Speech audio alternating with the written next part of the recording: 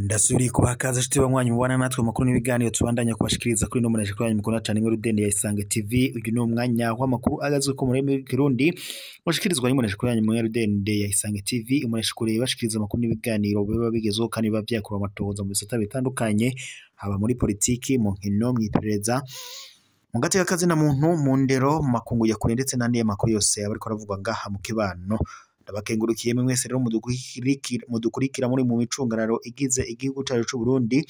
Ndabakengurukiye mwese mudukurikira muri mu bihugu bibanye nk'u Rwanda, Repubulika Iharanira Intwaro Rusange ya Congo, Uganda, Tanzania, Mozambique, Zimbabwe, Zambia ndetse n'ahandi ijya n'ino hatandukanye mu bihugu bya Afrika nabashije kudondora, ndetse n'abadukurikira bari mu makungu ya kure mwese ndabahaye kaze mu makuru tugira tubashikirize mw'iri joro. Ico weho usabwa no kubanza ugafyonda sabone ndetse na partage kugira uzura wa mbere kubona amakuru n'ibiganiro tubandanya kugushikiriza kuri no bonesha kuri mukunda cyane imwe Rudende imbonesha kure ibashikiriza amakuru n'ibiganiro biba bigezweho kandi biba byakorewe amatohoza mu bisata bitandukanye, nkuko imbonesha kure yanyu rero ariyo ya Isange TV iba yabashikiyeyo igaca iyabatorokaniriza uko yakabaye. Namakuru rero yiriwe aravugwa mu mihinga itandukanye, namakuru yiriwe avugwa mu bisata bitandukanye tugira tubashikirize mw'iri joro. Reka ndaguhe kaze rero maze nkwibutse na zimwe mu ngiyo nkuru amakuru yacu araza gushimikira ko mw'iri joro. Kwigenekerezo rya 8 Rusama 2025 mw'iri joro mu gihugu cy'u Burundi ariko haravuga ko bahatutumbye icuka kibi mu mugambwe uri ku butegetsi CNDD FDD, aho umushikiranganje wa mbere wa leta y'u Burundi Gervas Ndirakobuca ndetse n'umukuru w'igihugu ndetse n'umunyamabanga mukuru umugambwe CNDD FDD Nyeniteka Reverien Ndikuriyo ndetse n'umukuru w'igisirikare cy'u Burundi Prime Niyongabo bavuga ko baba bateguye umugambi wo gushaka gutembagaza ubutegetsi bw'umukuru w'igihugu cy'u Burundi Evariste Ndayishimiye. Ibintu byo kugandagura cyangwa se byo gushaka kugandagura umukuru w'igihugu cy'u Burundi Evariste Ndayishimiye biramaze iminsi ibyagirizwa umushikiranganje wa mbere wa leta y'u Burundi Gervas Ndirakobuca, aho rero Gervas Ndirakobuca bivuga ko afise umugambi wo gushaka gutembagaza intwaro ya Evariste Ndayishimiye, ndetse ngo iyo bashaka no kumugandagura abifashijwemo ndetse n'umunyamabanga mukuru w'umugambwe CNDD FDD ari we Nyeniteka Reverien Ndikuriyo afatanije na Prime Niyongabo uhagarariye igisirikare ngaha mu Burundi. Umushikiranganje wa mbere wa leta y'u Burundi Gervas Ndirakobuca rero avugwa ko yoba ngo ashaka gusubirira umukuru w'igihugu. Gervas Ndirakobuca yagashika ku butegetsi ngo yari yiteze ko ngo ari we azoza arafata ingingo zikomeye mu butegetsi bw'u Burundi, ariko ngo siko byaje kugenda kuko ngo yaciye arushwe ijambo umutambukanye w'umukuru w'igihugu cy'u Burundi Evariste Ndayishimiye ari we Angeline Ndayishimiye.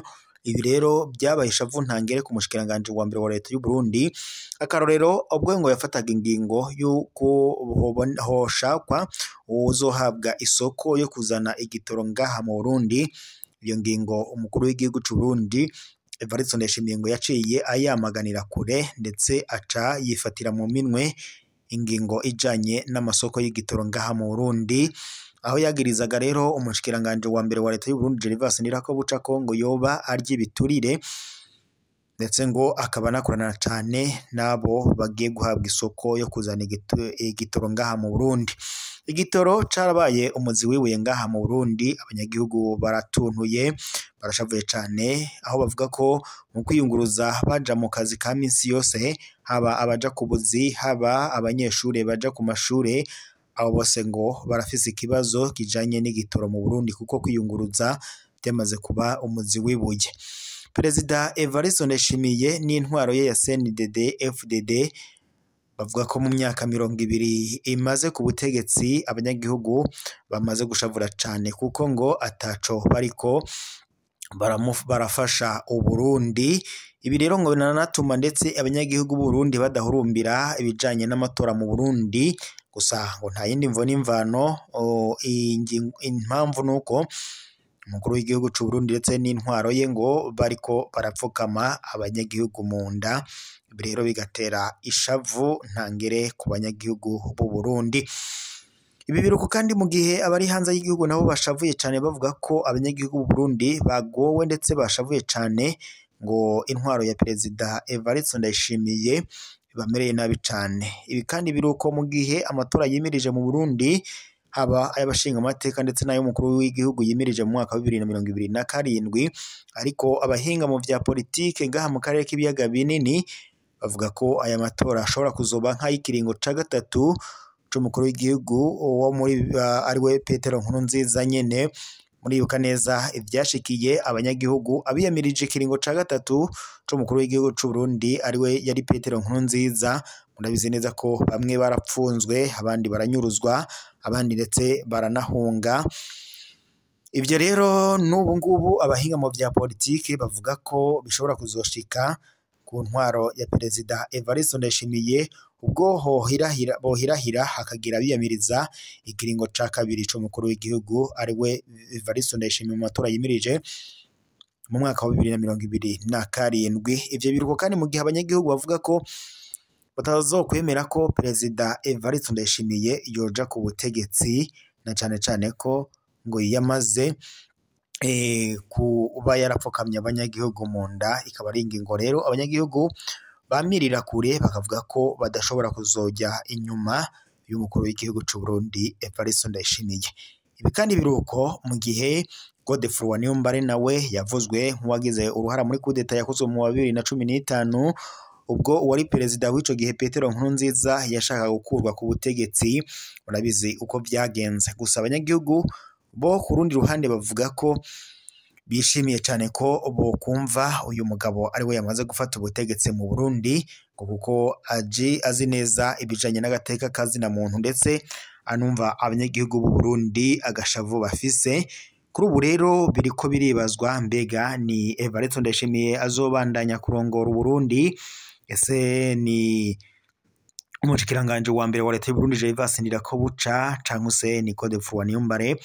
Kuri ubu rero abanyagihugu bategerezanyije igishika kuzoba umukuru w'igihugu c'u Burundi mu mwaka wa 2027. Ni mu gihe kandi imigwi yitwaje ibigwanisho nayo yama irabisakiranya.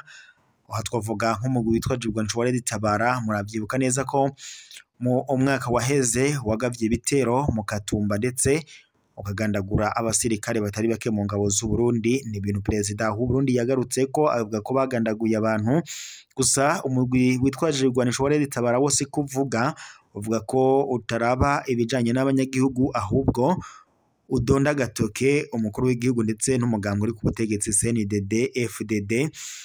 Ibi kandi biruko mu gihe rero umukuru w'igihugu uwe avuga ko ngo uyu mugwi ari abansi b'u Burundi ngo kuko batera bakagandagura abakenyezi, ibibondo, inzoya ndetse n'abandi bose badafise inguvu.